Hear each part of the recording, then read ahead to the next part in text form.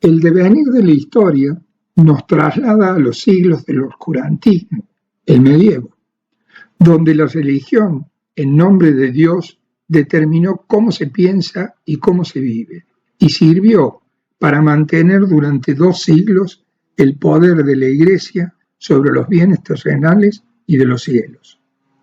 Se ocultó el conocimiento, se condenó el logos, la razón.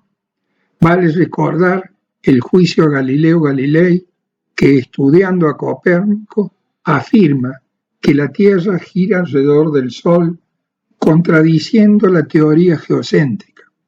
Su pecado, contradecir la palabra de Dios reflejada en la Biblia. Escritos dicen que Galileo, cuando se lo acusa de blasfemia, intenta explicar la teoría de Copérnico y mostrar con sus instrumentos la veracidad del movimiento de la Tierra. Uno de los inquisidores le dice: esos instrumentos no pueden contradecir a las Sagradas Escrituras, y cita un pasaje de la batalla de Gabaón, cuando Josué, jefe de los israelitas, ordenó al sol que se detuviera y no a la tierra. Sol, detente en Gabaón, y tú, luna, en el valle de Ajalón. Y el sol se detuvo y la luna se paró, hasta que la gente se hubo vengado de sus enemigos. De rodillas, tuvo que negar la teoría heliocéntrica y fue desterrado. La disputa entre los religiosos y la ciencia sirvió, entre otras tantas cosas, ocultar el avance científico y negar su valor como revelador o derrumbador de creencias. Los jerarcas, en especial cristianos, se encargaron de imponer hasta con brutalidad la palabra de Dios. No permitían que los filósofos se inmiscuyeran en temas religiosos o cuestionaran sus dogmas, pero sí utilizaron a la ciencia y a la filosofía para fortalecer sus dogmas. Basta como ejemplo el de San Agustín cómo fundamenta los dogmas cristianos con el pensamiento de filósofos como Aristóteles. Como la interpretación de la Biblia está fundamentada en San Agustín y religiosos posteriores, en ideas o pensamientos filosóficos. Mencionar a Spinoza y tantos otros excomulgados por sus pensamientos acerca de Dios y los principios religiosos, todos desafiantes de un orden moral y político.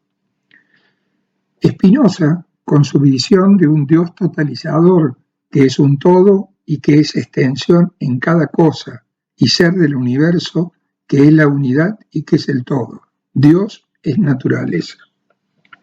Luego, los positivistas, con Descartes y su discurso del método, donde establece un método de pensamiento lógico para dar razón a lo existente, utilizando casi un método matemático-filosófico como herramienta de descubrimiento y verdad. Transita el camino de la duda para llegar a la verdad absoluta, pero en ese camino no puede abandonar a Dios y lo involucra, no puede abstraerse de su existencia.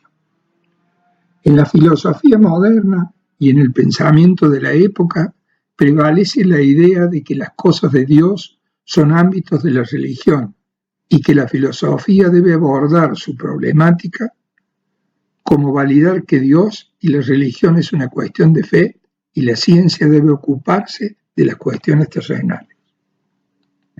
Una gran ruptura acontece cuando los hombres consideran que pueden modificar la naturaleza, que tienen el poder para hacerlo, y esto los conduce a pensar la vida acá y ahora y no un tránsito a la eternidad prometida. El hombre se cree dueño de su destino.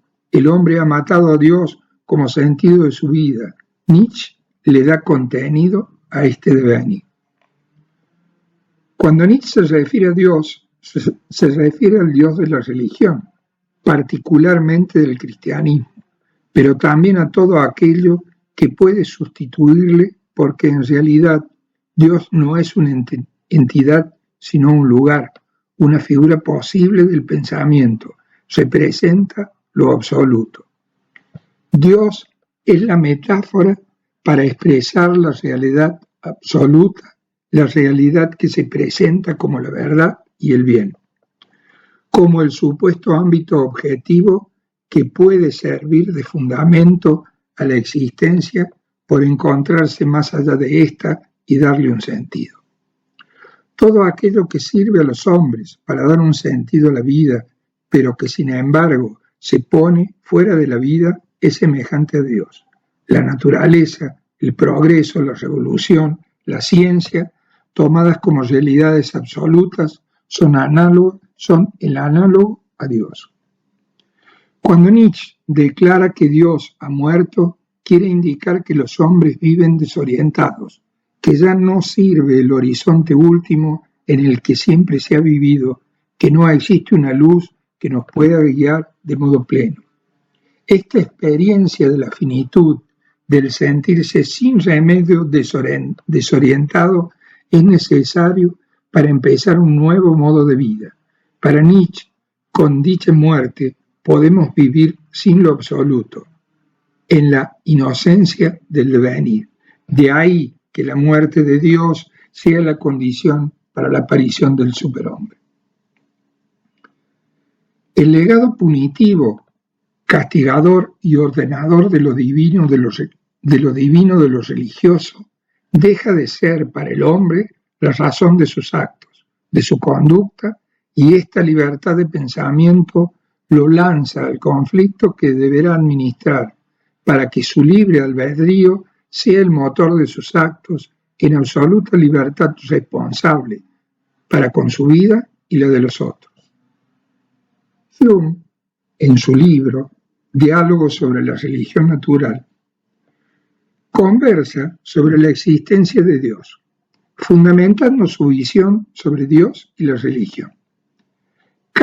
Tan controversial es esta obra y tan complicada la época que sus amigos y él decidieron no publicarla hasta después de su muerte, a fin de evitar el castigo. Así es el poder de lo religioso y el temor que infunde. En los diálogos, Hume presenta argumentos centrales para pensar sobre Dios. Primero, el argumento teológico o del diseño inteligente, donde sostiene que todo lo existente tiene un sentido y fue creado con ese fin, y que de acuerdo a la complejidad y el orden del mundo, solo puede haber sido creado por un ser inteligente, de una inteligencia superior a la humana, un ser perfecto. Dice, el orden y arreglo de la naturaleza, la curiosa ordenación de las causas finales, la clara utilidad e intención de cada parte y órgano declaran por sí mismos, en el más claro idioma, la existencia de un autor o causa inteligente. Los cielos y la tierra se unen en el mismo testimonio. Todo el coro de la naturaleza rompe en un himno de alabanza a su creador. ¿Cuál es la causa de esta causa? No lo sé, no me importa. Eso es algo que no me atañe. He encontrado a la deidad y aquí tengo mi investigación. Este argumento es refutado porque pretende explicar y asimilar los actos de Dios con los actos humanos. El razonamiento y los argumentos ponen en igualdad a Dios y al hombre en el acto inteligente. Esto lo degrada. Pone a Dios en un plano de entendimiento humano, lo degrada, y no hacerlo y llevarlo a un plano superior lo aleja del hombre, lo hace ininteligible. Más allá, fuera de los límites de la razón humana y de esta manera imposible de demostrar su existencia. También menciona que la discusión de Dios y la religión está más allá de la inteligencia humana y por esto está fuera de los límites de su capacidad de entendimiento. Según Manuel Garrido, en su estudio preliminar del libro de Hume, Diálogos sobre la religión humana, en el inicio de la Edad Moderna, la filosofía y la ciencia se rebelan contra el estado de servidumbre a la fe, cuya unidad, por otra parte, dejó maltrecha la revolución protestante. Bacon, Galileo y Descartes, las tres grandes figuras del pensamiento filosófico y científico que cimentaron en las primeras décadas del siglo XVII el pórtico de la modernidad, documentan esta ruptura. Ya en pleno siglo XVIII, un conocido diccionario de la época, el de Samuel Johnson, 1755, define al deísta como el hombre que se limita a reconocer la existencia de Dios sin más artículos de fe. Esta breve descripción sitúa al individuo así etiquetado a mitad de camino entre el ateo y el cristiano. Al admitir la existencia de Dios, el deísta no se opone al cristianismo, sino al ateo. Así que opusieron, por ejemplo, Voltaire y Rousseau, ambos deístas, el ateísmo de los filósofos de la enciclopedia, como Diderot y D'Alembert, pero al negarse a admitir cualquier repertorio de dogmas añadido a la existencia del ser divino, el deísta se opone también al cristianismo.